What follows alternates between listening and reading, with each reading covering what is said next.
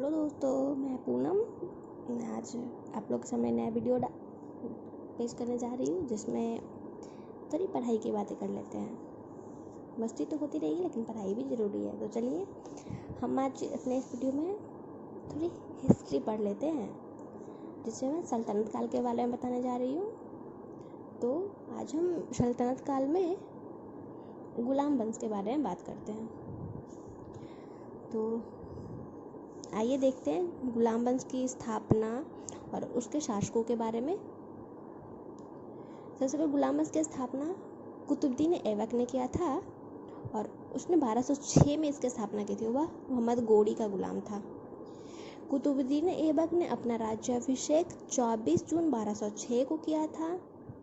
कुतुबुद्दीन ऐबक ने अपनी राजधानी लाहौर में बनाई थी, और इसने कुतुबुद्दीन ऐबक ने कुतुब मीनार की नींव भी डाली थी। मतलब कुतुब मीनार को कुतुबुद्दीन ऐबक ने बनाया था, जो दिल्ली में है। 2.5 दिन के झोपड़ा नामक मस्जिद का निर्माण भी कुतुबुद्दीन ऐबक ने करवाया था।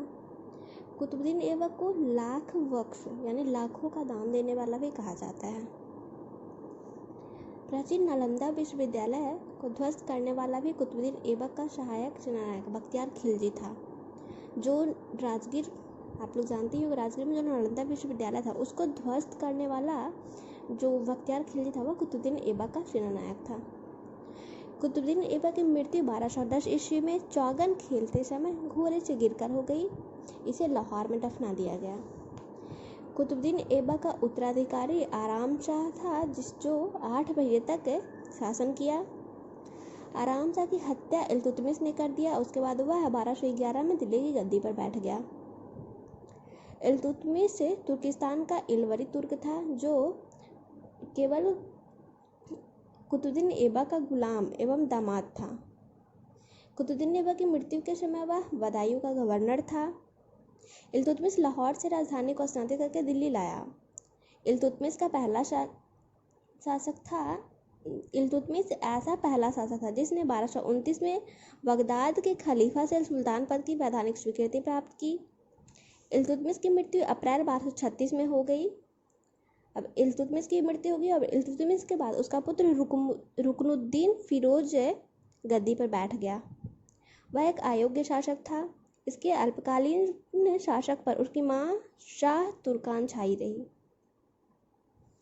शाह तुर्कान के अवांछित प्रभाव से परेशान होकर तुर्की अमीरों ने रुकनुद्दीन की हटाकर रजिया को सिंहासन में बैठा दिया। रजिया उसकी सौतेली बहन थी।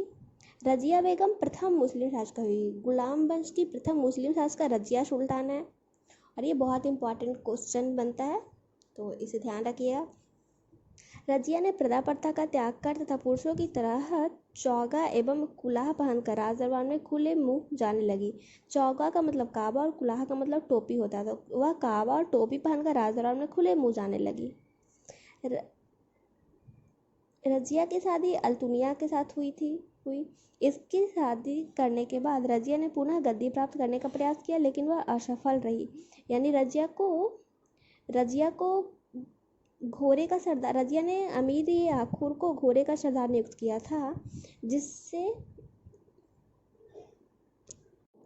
चूंकि ये गैर तुर्की था, इसलिए गैर तुर्की को सामंत बनाने के रजिया के प्रयासों से तुर्की अमीर विरुद्ध हो गए, और उसने रजिया को बंदी बनाकर दिल्ली की गद्दी पर मोइनुद्दीन बहराम शाह को बैठा दिया। शादी के बाद रजिया फिर से गद्दी प्राप्त करने का प्रयास की, लेकिन वह असफल रही। रजिया की हत्या 13 अक्टूबर 1240 को डाकुओं के द्वारा कैथल के पास कर दी गई। बहराम शाह को बंदी बनाकर उसकी हत्या मई 1242 में कर दी गई। बहराम शाह के बाद दिल्ली का सुल्तान अलाउद्दीन मसूद शाह 1242 में बना। बलबन ने षड्यंत्र के द्वारा 1246 में अलाउद्दीन मसूद शाह को सुल्तान के पद से हटा दिया। अब अलाउद्दीन मसूद शाह को भी हटा दिया। उसके बाद नसीरुद्दीन महमूद को सुल्तान बना दिया। नसीरुद्दीन महमूद ऐसा सुल्तान था जो टोपी सीकर अपना जीवन निर्वाह करता था, तो टोपी सीकर जीवन निर्वाह करने वाला बादशाह नसीरुद्दीन महमूद हुआ। बलबन ने अपनी पुत्री का विवाह नसीरुद्दीन महमूद के साथ किया था। बलबन का वास्तविक नाम वहाउद्दीन था। वह इल्तुतमिश का गुलाम था। तुर्कान ए चिहलगानी का विनाश बलबन ने किया था।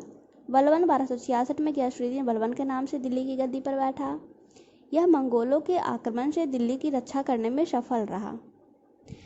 राज दरबार में सिजदा एवं पैबोस प्रथा की शुरुआत वल्लवन ने की थी। वल्लवन ने फारसी रीति रिवाज पर आधारित नवरोज उत्सव को प्रारंभ करवाया। अपने विरोधियों के प्रति वल्लवन ने कठोर लौह एवं रक्त की नीति का पालन किया। नसीरुद्दीन महमूद ने वल्लवन को उलुग खां की उपाधि प्रदान की। वल्लवन को उलुग खां की उपाधि किसने प्रदान की? तो नसीरुद्दीन महमूद ने। वल्लवन के दरबार में फारसी के प्रसिद्ध कवि अमीर खुसरो एवं अमीर हसन रहते थे। गुलाम वंश का अंतिम शमसुद्दीन कामरान हुआ। तो ये सारी जानकारी गुलाम वंश के बारे में हुई। आई होप आपको पसंद आएगा। मैं नेक्स्ट वीडियो में खिलजी वंश के बारे में बताऊंगी।